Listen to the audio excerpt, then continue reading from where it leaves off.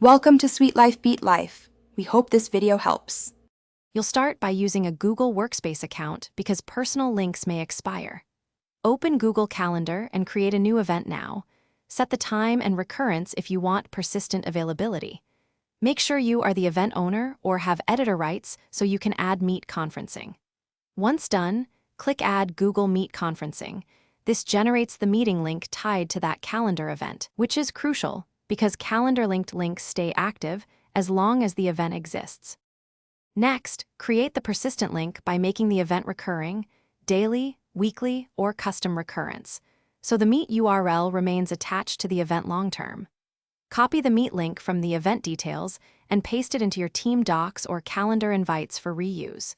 Make sure to set guest permissions. Allow joining for all invited, restrict external guests if needed, and require sign-in only when necessary. Doing this prevents link rotation and keeps attendance control in your hands.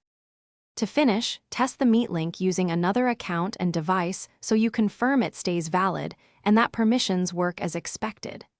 If the link ever changes or expires, check that the calendar event still exists, that it's recurring, and that the owner account hasn't been deleted or had Meet disabled.